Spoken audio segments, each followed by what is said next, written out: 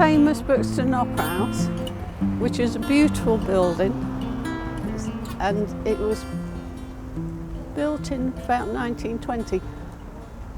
It's a place where lots and lots of visitors come from all around the area in Derbyshire. The area itself is the historian area of Buxton. And then we go on to this sad, neglected area that was once public toilets. So it was a derelict site that had been left for 18, 20 years. And as we stood looking at it, I just thought this would make a fantastic century garden. I believe very much in century gardens. I was a nurse, and we developed one at one of the hospitals I was at. All we wanted with the Civic Association was they were willing to lease it. So that's what we was asking for. But it had to go through planning and deciding on a design, which I did. Finally, I think it was in January, I went to the planning committee and they all approved of it. And we eventually got the go-ahead.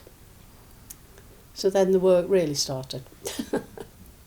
And by then we chose our builder, who was absolutely fantastic. He was really on the same wavelength, you know. And the planning lady who came, she was quite excited about it. She thought it sounded lovely and wonderful. And so that gave us a boost.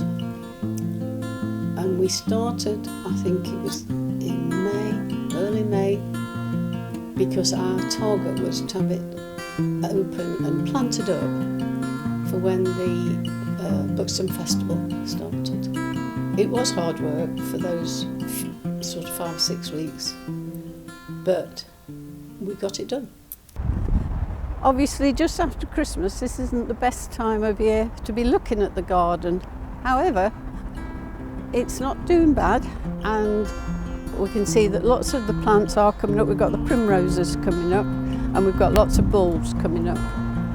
And then we've got this area that is actually a wild meadow turf that we bought, and that had all the wildflowers, and in the summer we had lots of bees and butterflies there, and we've attracted quite a lot of birds and robins. We've got 2 robins that come whenever we do any gardening. And then this area is our sensory garden, where we want people to be able to touch the plants, feel them, smell them. There's herbs, there's sensory plants. We had some lovely Cosmos chocolate plant, which everybody loved because they smelled so chocolatey. The children loved to touch the plants. One little boy was saying how when he touched the thyme, it reminded him of his Sunday dinner, which I thought was lovely. We've got the benches, that are all recycled benches, which we was very pleased that the council agreed to.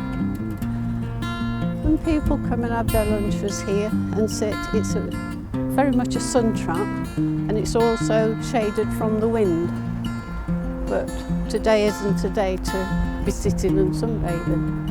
When I stood in front of that derelict site, I could see it. I could see the potential, but I could see just exactly how I wanted it to be. I couldn't have done it without everybody else, but it was just fantastic. I could see it in my head.